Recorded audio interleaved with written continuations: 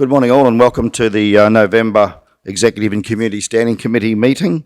Of course today is the 11th of November and a very important day for everybody in Australia and across the world in relation to Remembrance Day for us, and I would encourage everyone to participate in 1 minute silence at 11 a.m. this morning in remembering all those people that made such a contribution to having us in the safe and free land in which we live today, including most notably those in the Great War and the First World War.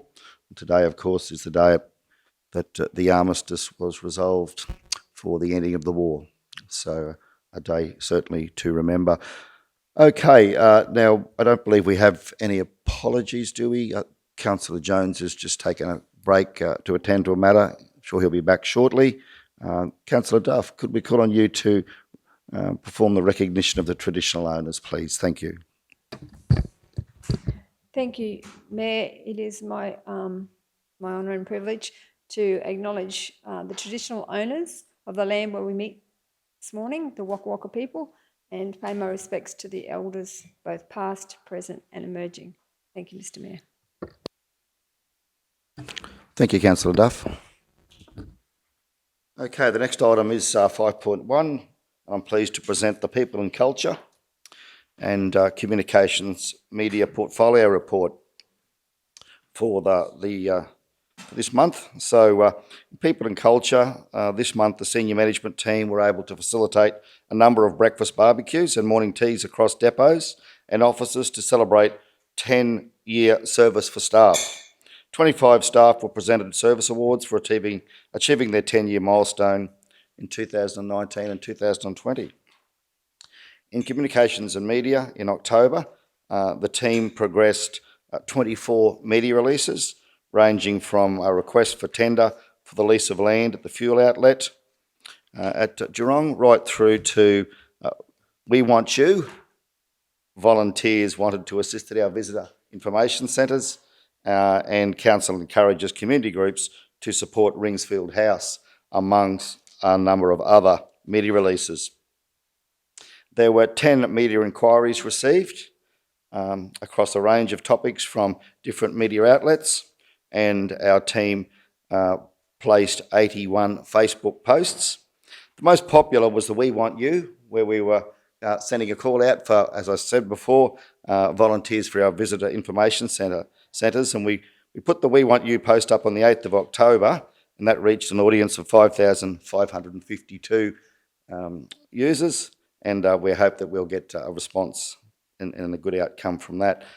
The page ended the month with 7,806 likes and 8,068 followers.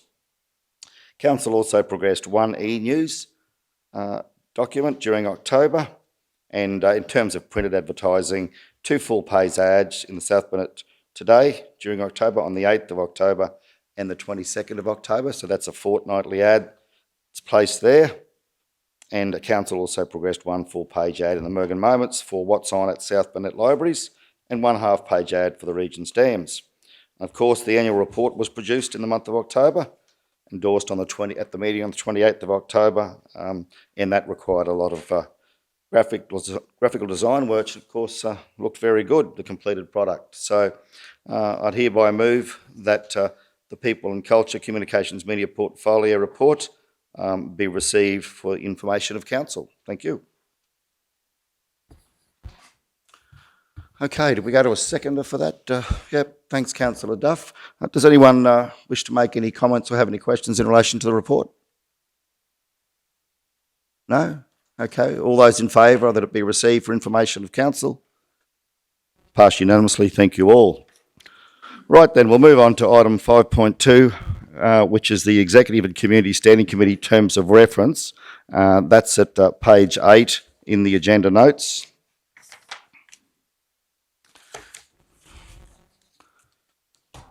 So the terms of reference are contained there in the notes, the full documents there, and the Executive and Community Standing Committee Terms of Reference were adopted at the council meeting on Wednesday, 14 October, A copy is provided for the information with correct referencing in accordance with the updated legislation that came into effect on Monday, 12 October 2020.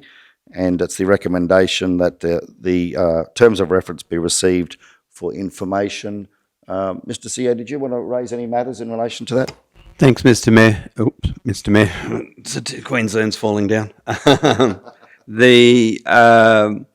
As we're working through, so I won't go into detail on those. It's similar to last week. We've just retabled again to show the updated referencing in accordance with the local government regulation. So the numbers were the only things that were checked and amended to make sure that they were correct to the current regulations.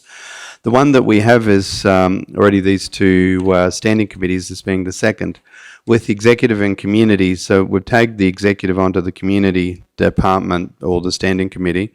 We will bring a report back to, given the volume of portfolio reports that are at this one, there were 6. So we had 2 portfolio reports at the infrastructure committee. We got about 6 today.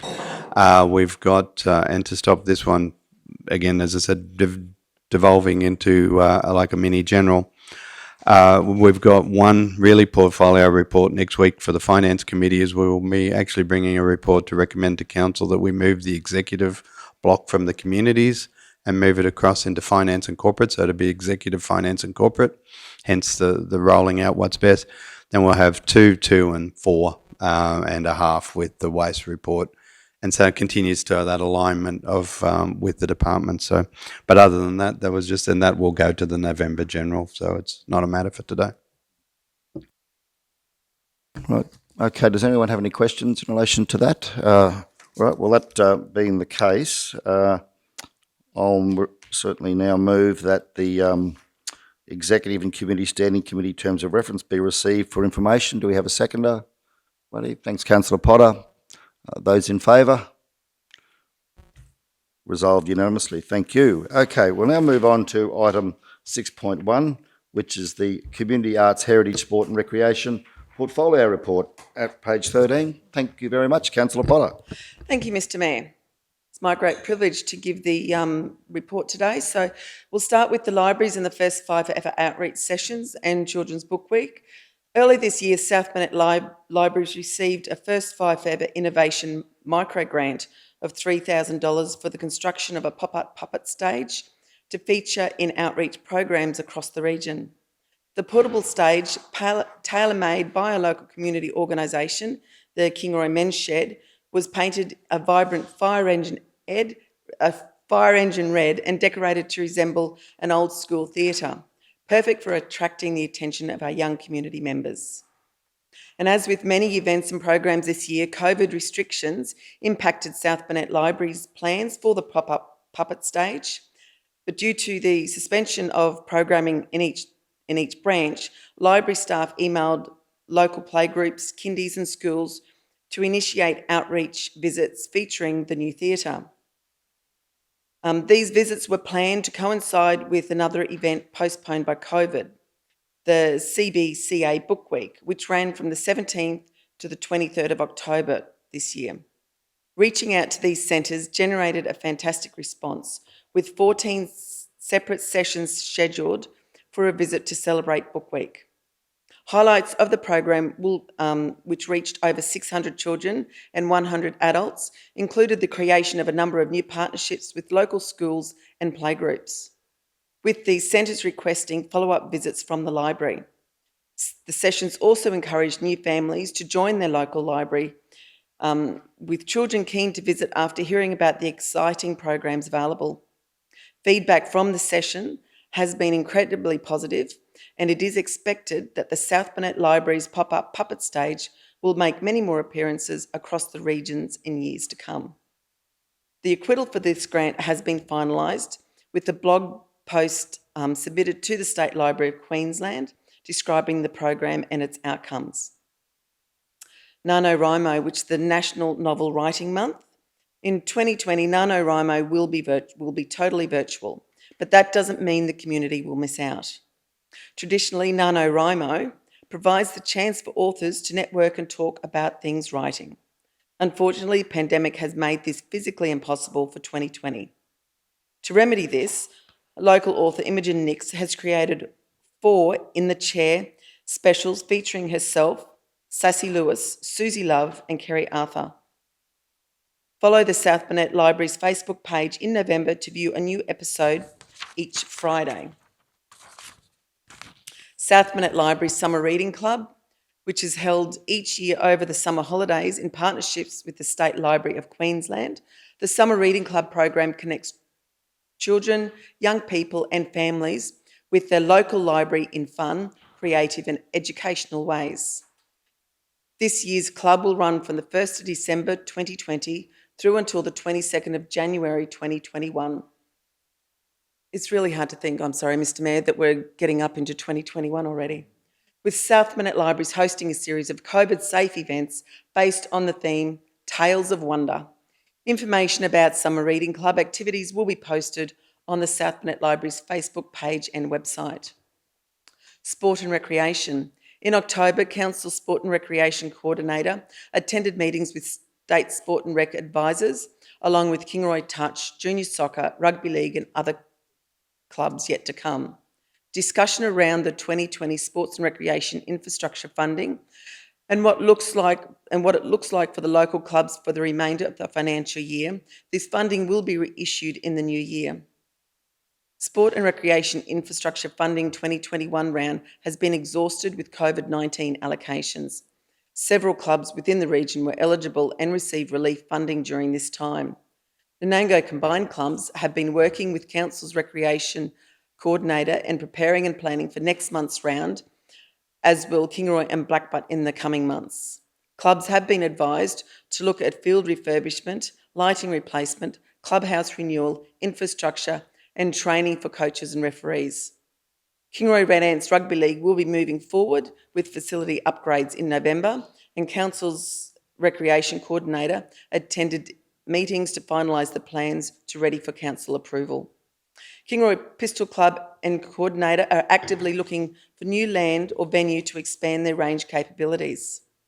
And the Kingaroy Junior Touch represented South Burnett in October for the National Youth Touch competition, which was hosted by the Sunshine Coast, and some good results for the combined team. Kingaroy Touch had 9 children selected into the Sunshine Coast sides to compete in the national competition for 2021, with dedicated parents making several trips to the Sunshine Coast for training sessions this year. The Sunshine Coast side is made up of elite touch players from the South Burnett, North Burnett, Hervey Bay, Gympie, Sunshine Coast and Caboolture regions. Kingaroy Touch Seniors regional competitions coming up in October. The club is still hosting club comps every night under the NRL and Touch strict COVID-19 rules.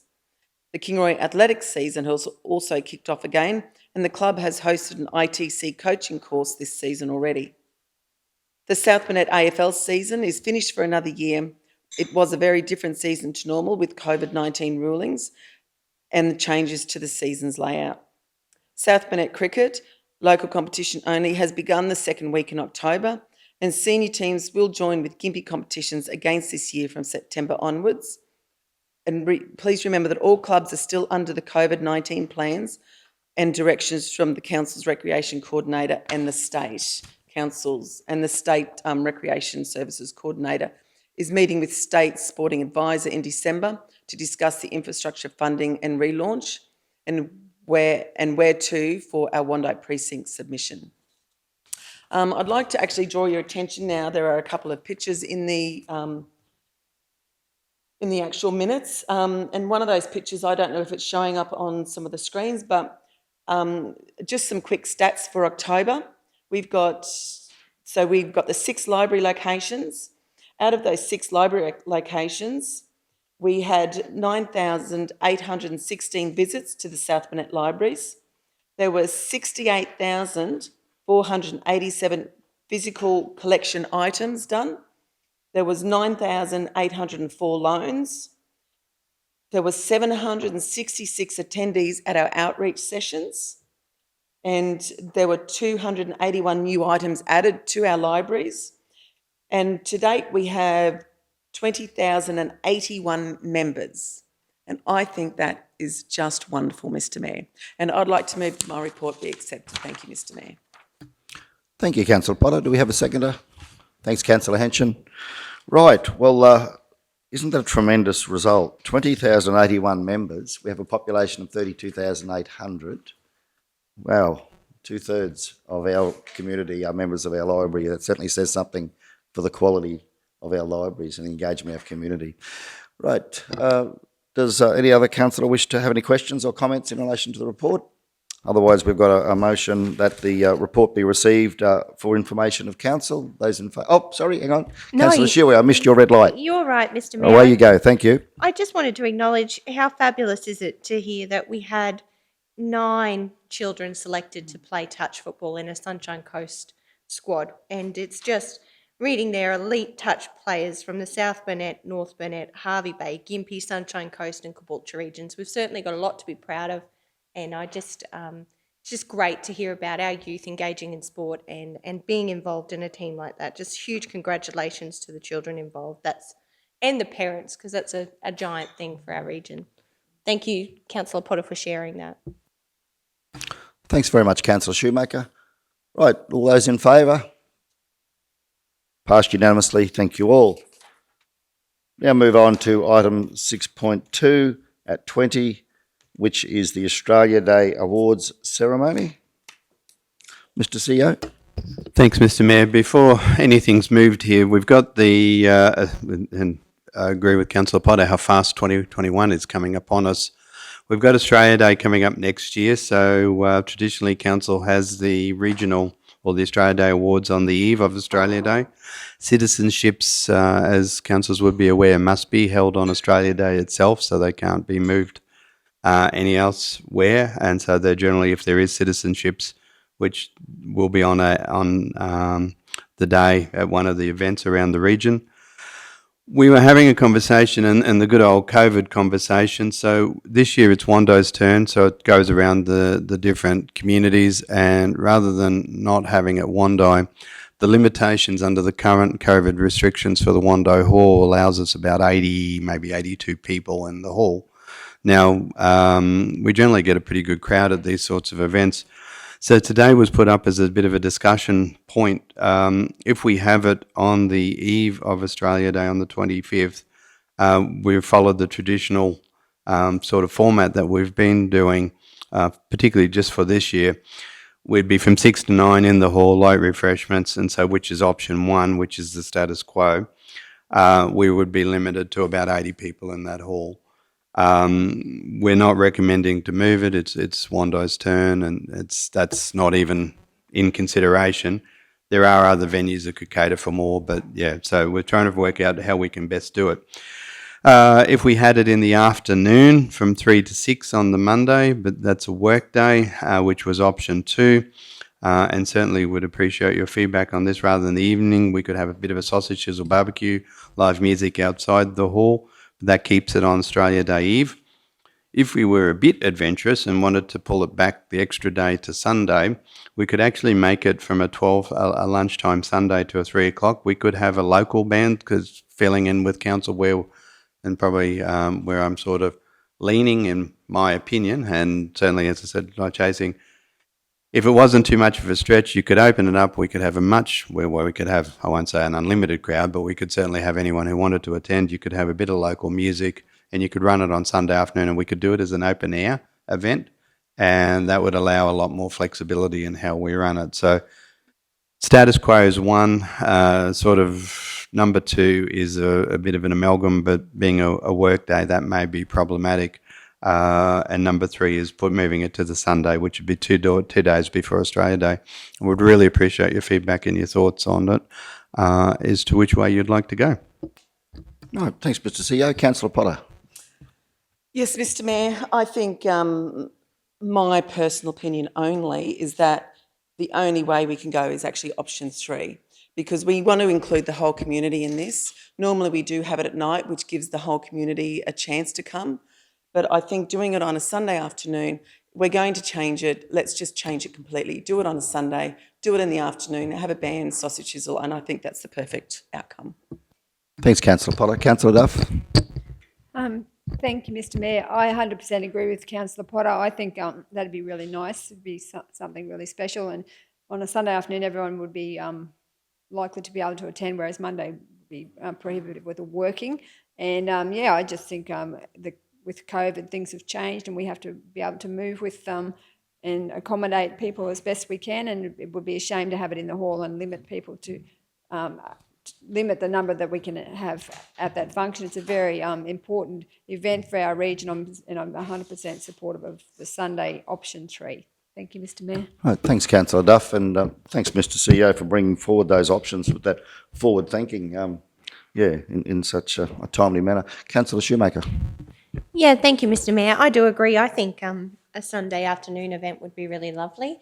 I just wanted to mention, I went to, with Councillor Potter, I went to the picnic in the Olive Grove on Sunday, and it'd be really nice to incorporate that element of just what is a good family picnic, like the core values of family, which are really important to a regional community like ours. And so I would like to see, if we did go with the Sunday option, that we did sort of, I guess, encourage people to bring their picnic blankets, to bring their picnic baskets, and to have sort of some area set up on the grass where families can gather. I think that it would be really lovely. Thanks, Councillor Shoemaker. I think, Mr. CEO, you've duly noted that suggestion. Yeah, thank you, Councillor Henshin. Thank you, Mr. Mayor. Yeah, look, I couldn't agree more with Councillor Shoemaker and Councillor Potter and Councillor Duff. I think in the last couple of weeks and months, it's been shown that with COVID and with the easing of some of the restrictions, people are just showing they want to get out. And what better thing than Australia Day on a Sunday afternoon in open air? So I would support it 110%. Yep. Thank you, Councillor Henshin. Councillor Froloff. Thank you, Mayor. Yes, I totally agree. With option 3, I think it would be nice to have it on a Sunday afternoon so we can get more people there. And I like the idea of Councillor Shoemaker's idea of picnic and getting more people out there. So I'm quite happy with option 3. Thanks, Councillor Froloff. Okay, well, I'll move that the following Australia Day award option be progressed. The awards ceremony to be held on Sunday, 24 January from 12 p.m. to 3 p.m. with a sausage sizzle barbecue and live band outside the hall at the conclusion of the ceremony. Do we have a seconder for such? Thank you, Councillor Duff. Those in favour? Resolution passed unanimously. Thank you very much all. Thank you, Mr. CEO. Thank you, Mr. Mayor. Now, councillors, if I can, this is just in a procedure. You'll notice in this one, this is our very first one. So as Lynelle and I have been working as our agenda and certainly speaking to the Mayor about it. So this will come to the council meeting. You'll have a brief report. So where the portfolio report would sit, there will be no portfolio report now. This will be sitting, so the items for action will sit there at the next, so this will go to the November General. There'll be a summary, like an executive summary at the top, which will carry that was passed at the standing committee, that the committee recommends to council that the following Australia Day option be progressed, that the awards, so that'll be, then the recommendation will be that, less that the award ceremony be held on 24th. So this will now go, it won't have a full report presented to the November General, it'll be a brief report, and it will be up to the general meeting to endorse it as the action. So this is the first one. So this is the format that you'll see now going forward for any of the action items coming out of these meetings. If a report's received for information, it'll be just duly dealt with the minutes. As I explained last month, as we've been working through the regs, the minutes will go to the equivalent standing committee the following month, and so these minutes would end up at the December General. So the action items will be done with a timely manner, and then the minutes will be just endorsed in due course. Thanks, Mr. CEO. Does anyone have any questions in relation to that process? Okay, well, thank you all. We'll now move on to item 7.1 on the agenda at 21, which is the Rural Services NRM Planning and Compliance Services Portfolio Report. We'll hand over to you. Thank you, Councillor Henshin. Thank you, Mr. Mayor. With pleasure for the month of October, my Rural Services Natural Resource Management Planning and Compliance Services report is as follows. In the Rural Services Natural Resource Management and Weed Control, treatment of lantana was undertaken in Tingura, Kushney, Charlestown, and treatment of green cestrum was undertaken in the Maidenville area. Treatment of Madeira and cat's claw vine in Mount Warrulan and Gudger area, along with treatment of groundsel on the roads around the southern ends of the region, and treatment was undertaken of Patterson's curse and tree pear in the Cumbia and Nabooey areas. Weed inspections were also conducted for groundsel, water weeds after a Slovenia report, and ragweed. And a trailer was given to 4 landowners in the Wattle Camp area for treatment of mother of millions, 1 landowner in the Windra area for giant rat's tail grass, 1 landowner in the Brooklands area for lantana, and 1 splatter gun for the treatment of lantana in the Brooklands area. In fire management, Queensland Fire and Emergency Services completed a successful prescribed burn at Maidenwell Reserve, and this burn completes all priority burns from the 2021 SBRC Operation Cool Burn program. I think you would have remembered in my last month's report, due to COVID restrictions, our local burn off were restricted in some shapes and forms, so that's good to see that done. Environmental assessments, 1 roadside burning and 1 fence line clearing applications were assessed. Stock grazing permits, there were no adjustment applications were received or processed during the month of October. And in our sale yard staff inspected 1,528 head, dipped 1,521 head, and processed 1,796 head through the sale yards in October. A total of 1,160 head were sold through the Coolabunga sale yards for a total of $1,364,889. In wild dog and feral pig control, a total of 34 landowners were supplied with 224 kilograms of 1080 injected baits, equating to 1,272 dog baits laid and 260 dog-gone dog baits in the Melrose, Proston, Anango, Broadwater, Mergen, Windra, Kingaroy and Bunya Mountains area. And 75 kilos of meat was injected to manage feral pigs. Cat traps were hired out to landowners in the Greenview and Proston areas, and dog traps were given out in the Brooklands and Crawford area. No pig traps were given out during October. Cameras were given out in the Eastern Ango and the Bowie areas. In rabbit control, carrots were injected with K5 calicivirus and distributed on properties in South Nanango, Barkers Creek, Kingaroy and the Bowie areas. Wandering livestock, Council received 23 requests to attend to wandering livestock across the region, and 1 horse was impounded in the month of October. In planning, our key projects, development incentives, our policy to provide development incentives for development on council-controlled or private land. Discussion paper has been drafted for the workshop with Council, and a target date for policy adoption at a general meeting in November 2020.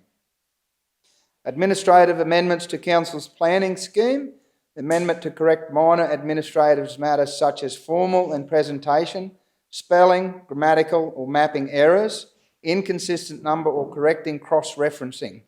Meeting report has been finalised for consideration at the general meeting in November 2020. And a review of the Wide Bay Burnett Regional Plan, a meeting is scheduled by representatives from Regional and Spatial Planning, Infrastructure and Economic Resilience and the Department of State Development, Tourism and Innovation teams for December 2020. COVID-19 applicable event, the further extension of the COVID-19 applicable event until the 31st of January 2021 by the Planning Minister did not include an extension to statutory timeframes. The current extension of timeframes for undertaking approved development took effect on the 8th of July 2020 and applies to development approvals in effect on the 8th of July 2020 or which come into effect between the 8th of July 2020 and the 31st of October 2020. With compliance, COVID-19 EHO staff have continued to be involved in informing, liaising with community and providing advice, and EHO staff also involved in assisting event coordinators to address their COVID-19 obligations and interact with Queensland Health. Environmental Health Officer position, the replacement Environmental Health Officer, Mr Peter Moore, started on Monday the 9th of November 2020. A draft code of practice for the keeping of breeding of dogs and cats in the South Burnett region. The public consultation period closed on the 26th of October 2020. However, there was a number of representations to Council requesting an extension of time. Given that the Council's focus on getting this code right and giving ample opportunity for interested and concerned parties to make comment, the public consultation period has been extended to the 30th of November 2020. Further, the offer has been made to some interested groups for representatives of Council's animal management team to go along to a meeting of the group to talk about the proposed draft code of practice. At least one of those groups will be taking up this option during the extension period. Further in this agenda is the statistical and information update for Council. With that, I'd like to move that my Rural Services, Natural Resource Management and Planning Compliance Services portfolio be accepted. Thank you. Thanks very much, Councillor Henson. We have a second for that. Thanks, Councillor Potter. Right, councillors, any questions or comments? Councillor Shoemaker? Thank you, Mr. Mayor, and thank you, Councillor Henson, for your report. I just wanted to, I've had a few pork producers talk to me about the concerns around African swine fever and Council's biosecurity controls in terms of managing feral pigs. So I was just keen to understand, have we as a council increased or done anything differently to support our local pork producers? Because it's my understanding that, you know, African swine fever has no vaccine and will kill 80% of the pigs it infects. And certainly knowing what the pork industry means to our region, I was just really keen to understand, has there been more work done behind the scenes to really understand how we as a council may be able to work with producers and certainly heighten our securities and controls around African swine fever? So it might be a question for GM O'May. Yeah, thanks. Through you, Mr. Mayor. Our focus is we have ran awareness campaigns, media campaigns, particularly around swill feeding, but apart from that, it's really the fencing of landfills, like in those disposal sites. So again, we see that as a risk of feral pigs accessing swill. But yeah, absolutely correct. Would be devastating to our industry to get it here, but yeah, beyond the extent of the awareness campaigns, that's probably where we sit and monitoring the landfills. Yeah, thanks, General Manager. There is certainly a significant body of work being done by the state DAF biosecurity team in this space, and I have consulted with the head of biosecurity for Queensland on this particular issue in response to some approaches made by pork producers across the region. And there is, of course, the disease can, of course, pop up locally, or it can travel. More likely, if it travels, will come from northern Queensland if it comes across the top end.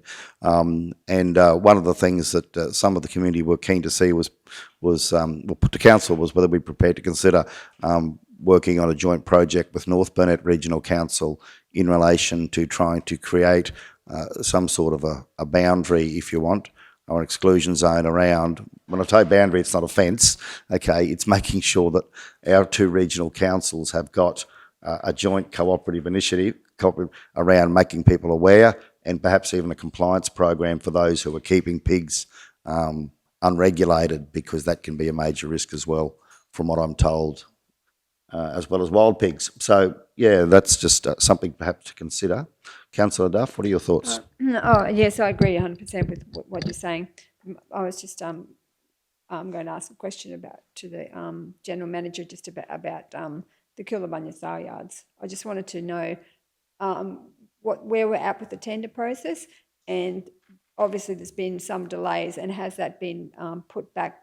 Like, do the people who have put in the tenders, are they aware of what's happening? Because I'm just concerned about the timelines and what was put out to the community and where we're at the moment. So I'd just like some clarification on where we are at with the tender process for the Coolangatta sale yards. Thank you, Mr. Mayor. Yeah, thanks, Councillor Duff. Just before we move on from Councillor Shoemaker's matter on ASF, Mr. CEO, would it be appropriate to perhaps put that to General Manager O'May, that we could confer with North Burnett and see whether there's interest between the two general managers in progressing some sort of review? We certainly could, and the other, actually, it would be well worth going back and having a look, because there was quite a deal of work done with this at the rock level. So which North was, North and South Burnett, the media campaign that the General Manager was talking about earlier in the year, we pushed and both the councils ran that, and then I think that dropped off from it ran through its cycle, so I'm just not sure whether they're doing a follow-up.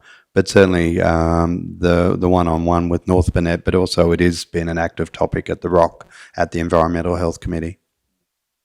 Thanks, Mr. CEO. General Manager May, would you mind just taking that one on board, if you could, please, to have a conversation with your colleague at North Burnett and perhaps report back to the next standing committee meeting as to whether there's opportunities to progress some sort of regional cooperation and also to consult with the WebRock staff as to what work's been done there. Councillor Henson.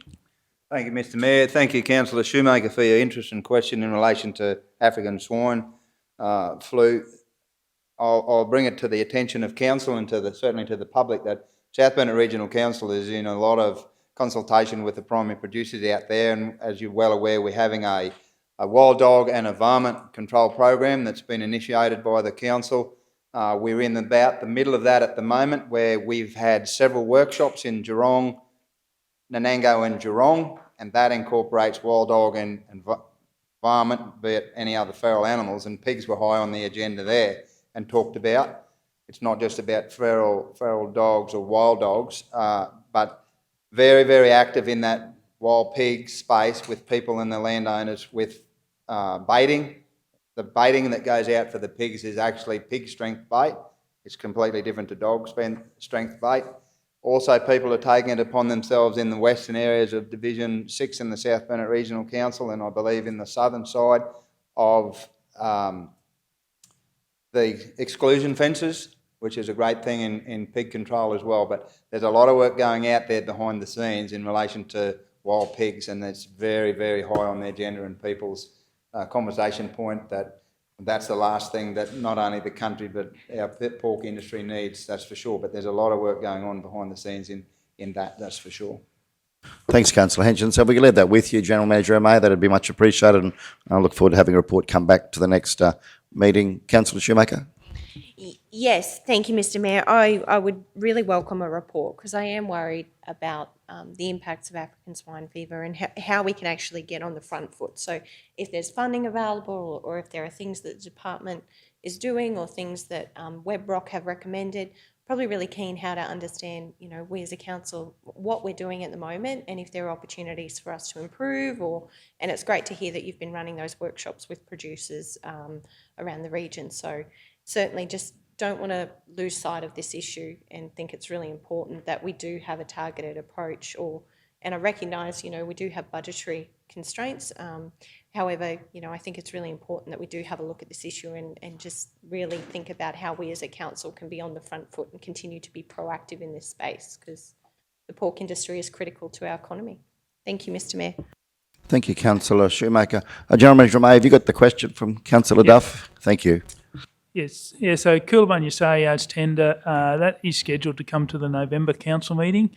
We have advised all of the tenderers that was the case. We did advise, as you're aware, we have sought legal advice on the conflicts of interest from councillors on the process of dealing with this. We haven't received that back. We followed up with the solicitors. They came back this week seeking some more documentation on the tenders.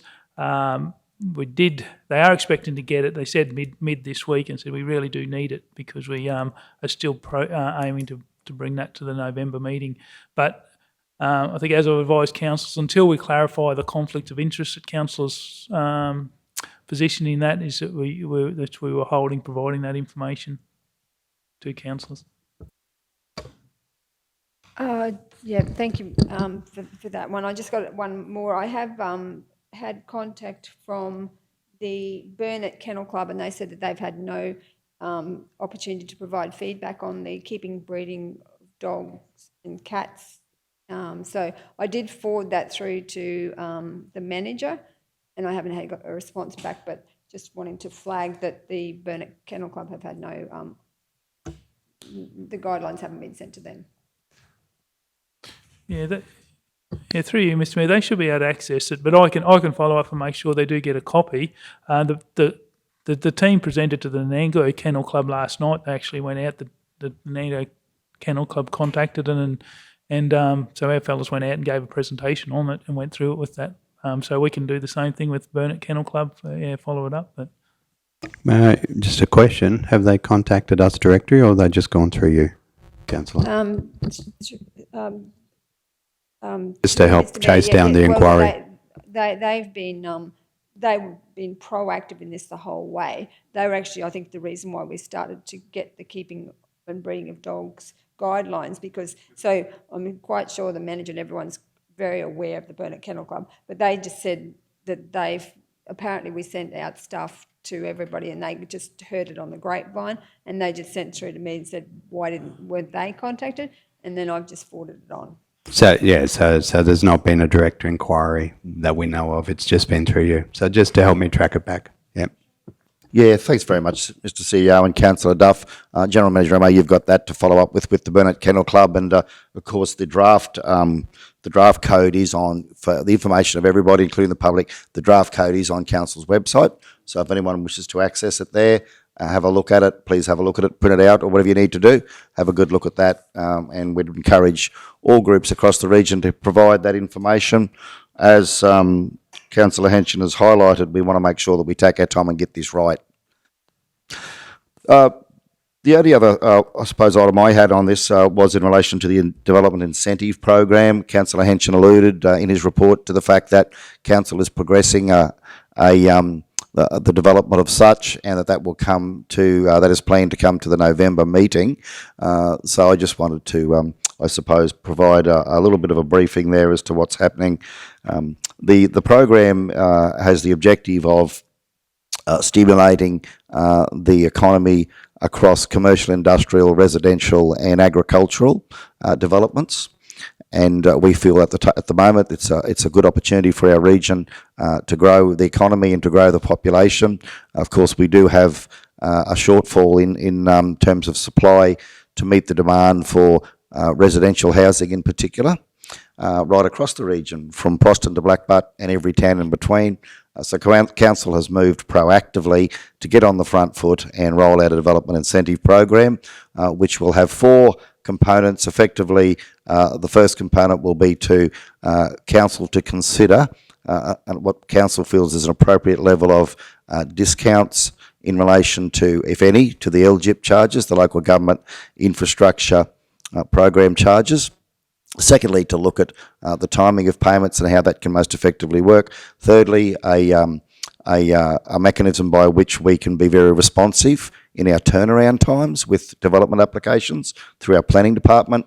And finally, a reporting regime to provide information to the standing committee meeting, to this standing committee meeting on a monthly basis, as to the applications that are work in progress and the status of those, so that Council can be informed as to not only the effectiveness of the program, but also the status, some details around what's actually happening across the region in terms of development, and where are our team at in terms of progressing those.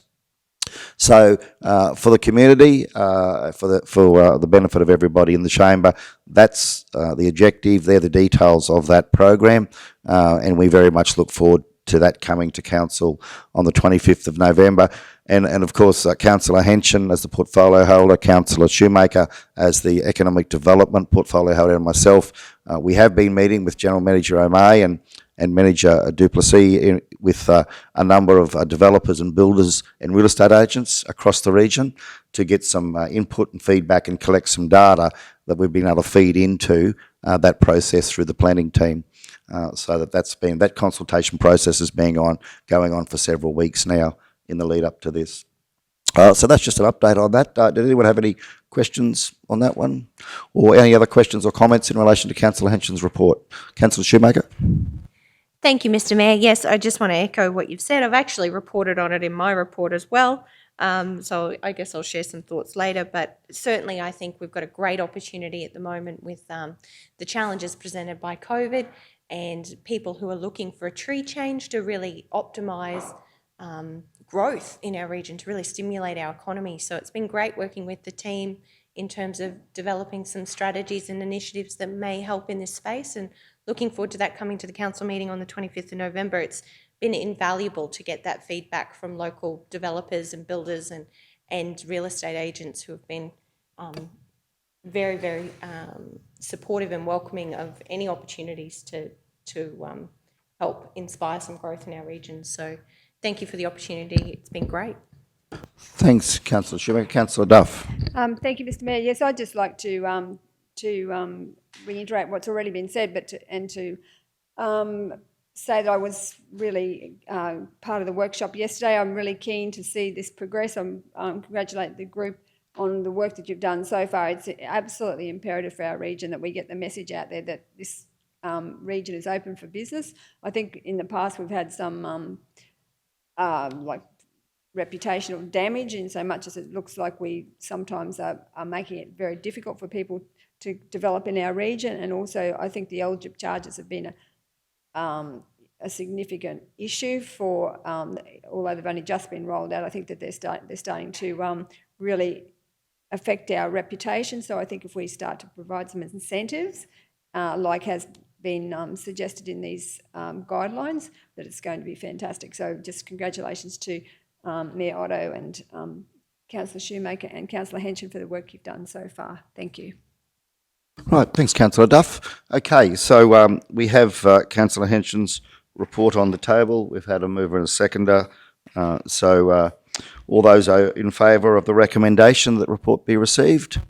Okay, recommendation passed unanimously. Thank you all. Right, we're going to proceed through to 10 a.m. and then we'll break for attendance at the Remembrance Day ceremonies across the region. So we will move on to the next item at 7.2 at 24, which is the Natural Resource Management Operational Update. General Manager O'May, is that one yours? Yes, Mr. Mayor. I can Thank just, you. provide this. These operational updates are just a series of statistics that we've provided. So basically for council's information, any feedback on these and in going forward on what you're looking for, they can be refined. But yeah, they're basic information for the reports for council's information. Right, thanks very much, General Manager O'May. So, councillors, you've got the update there from the manager, and it provides all of the data in relation to a whole range of programs across pest and weed treatment programs. Councillor Henson's given us a fairly good report. Does anyone have any questions in relation to that update? No? Okay, so do we have a mover that be received the information of council? Thanks, Councillor Jones, and a seconder. Thanks, Councillor Froloff. All those in favour? Recommendation passed unanimously. Thank you, councillors. Okay, General Manager May, 7.3 at 28 is the Communities Planning Operational Update. Can we head over to you for that one as well? Yes, thank Thanks, you, Peter. Mr. Mayor. Through you, again, just operation update. These ones, just a comment on the economic support initiatives from the state government have provided in the planning framework. Well, just comment that a couple of these, with our planning scheme amendment, we actually have included these provisions in the adoption of our new planning scheme, or so something like provision 3. So if a change of tenancy within an existing building that was amended in our new planning scheme, that doesn't trigger a planning approval. So yeah, these are a temporary measure put in until September 2021. Basically, just allow those low impact businesses to proceed with, I suppose, red tape reduction programs. So yeah, something definitely we'll be looking at when we can use those provisions. And the development assessment statistics, and they're just the year-to-date figures, and these are something, just keen to probably have a talk to councillors at some stage on the certain things I would like to see in these figures.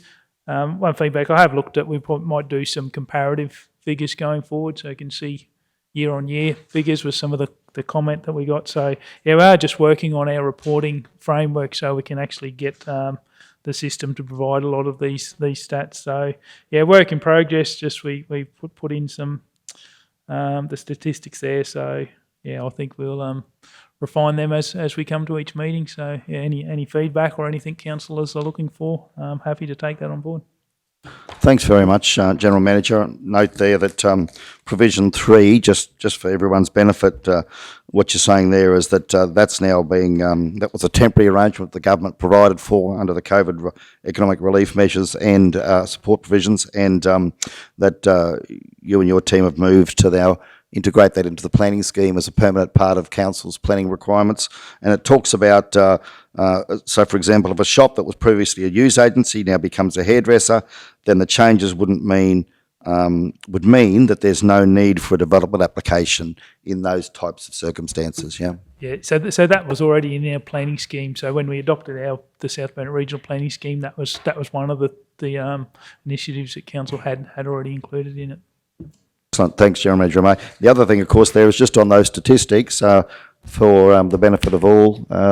We've got what have we got there? 18 planning certifications, 211 building certifications in progress, 3 pool compliance, 46 plumbing certifications, 325 planning customer requests, 339 building customer requests, 75 plumbing customer requests, and 125 private certification applications. So there is a significant body of work in the system, and no doubt that will continue and increase as time goes on with the demand in this area at the moment. Councillor Shoemaker. Yeah, thank you, Mr. Mayor. I just, would certainly appreciate some of the comparative data, and I was just trying to understand, so in the planning customer request, that could be any planning-related sort of matter that they may receive between June to November, is that correct? Yep. And then, so planning certificate, is that when approval's been granted, or is that after the actual work's been done itself? Yeah, so the planning certificate might be like if someone is buying a property and they would like to, so they'll get a limited town planning certificate. We'll say what the zoning is and any approved uses. So that's what your planning certificate is. So then we've done 211 building certificates, is that? Yeah, so that's your old building applications. Yep. Pool compliance certificate. Someone's had their pool compliance inspected for compliance. So pool fencing. Yep. So we've had 3. Plumbing certificate. So that will be your plumbing applications. So I've just seen planning customer request is just a standard query. Could be what zoning can I do this with my property, whether that equates to an application or not. Same with building customer request, might be just a general inquiry that's not related to an application. Same with plumbing customer request. So customer requests are a query rather than an application. Private certification applications are building applications, so they lodge them with council and we keep them. So that would be things that have been privately certified by a building certifier. Yeah, thank you. I certainly agree. It'd be great to have some comparative data for the last couple of years, just so that we can compare how we're tracking. Thank you, GM Peter O'May. It's great. Thanks, General Manager. Thanks, Councillor Shoemaker. Councillor Duff.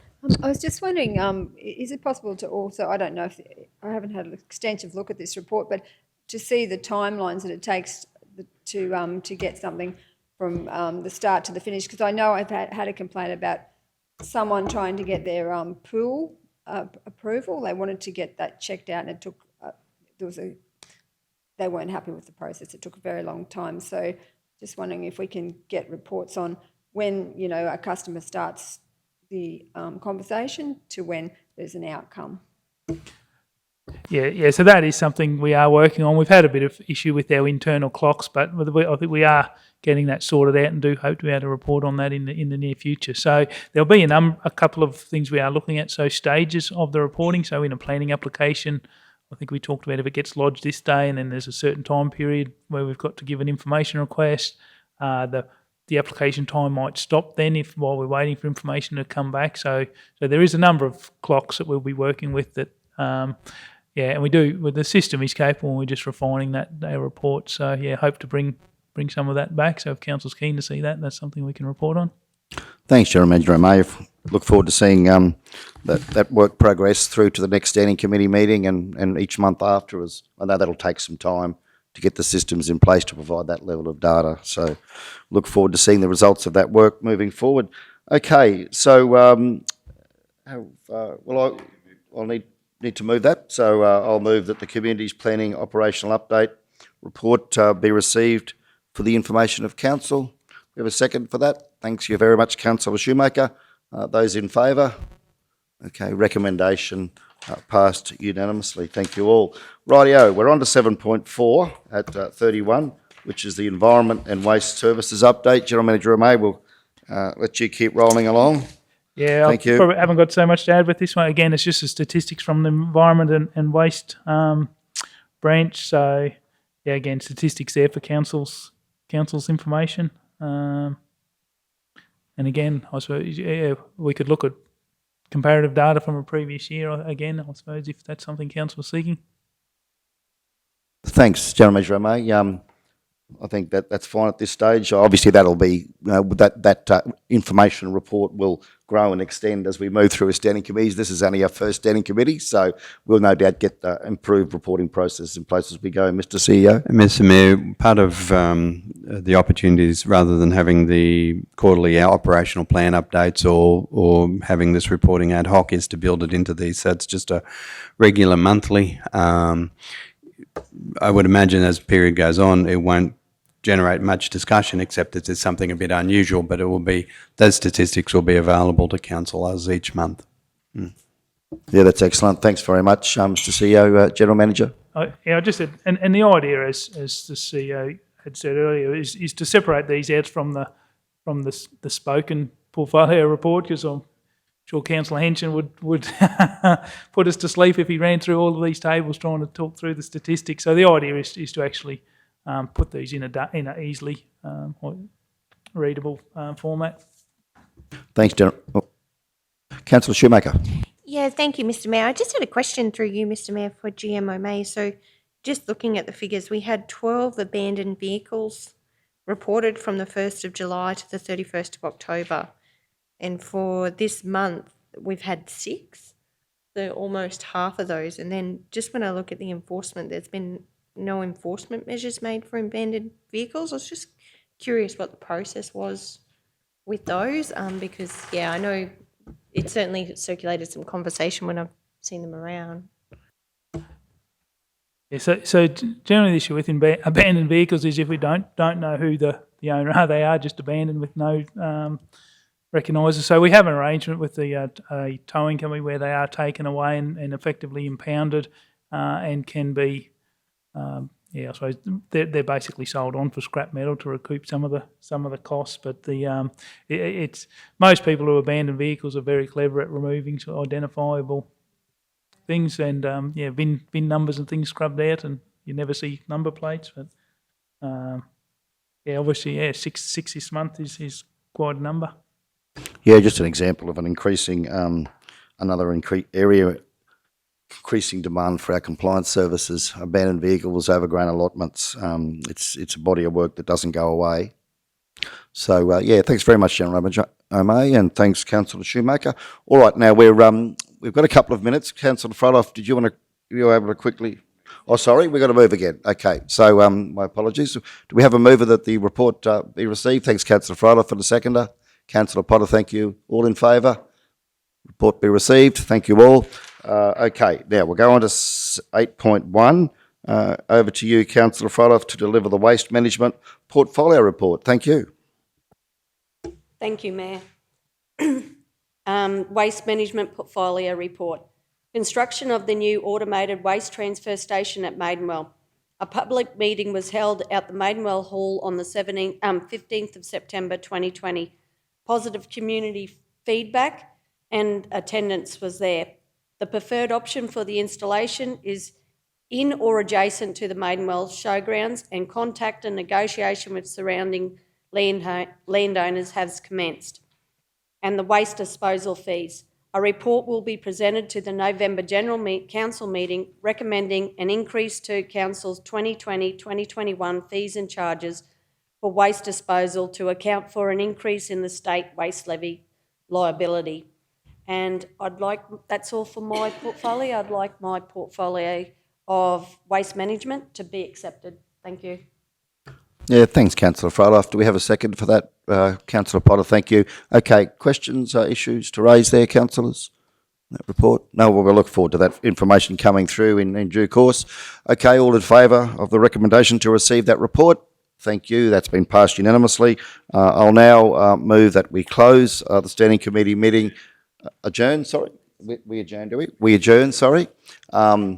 Always get the terminology wrong. It's a good thing I've got you here, Mr. CEO. Keep me on track. So we'll adjourn and return at 1 p.m. Following the Remembrance Day ceremony. Thank you all. Oh, we have a seconder for that. I'll move that. Councillor Jones, thank you. Everyone's in favour, so we'll adjourn the meeting to 1 o'clock. Thank you all.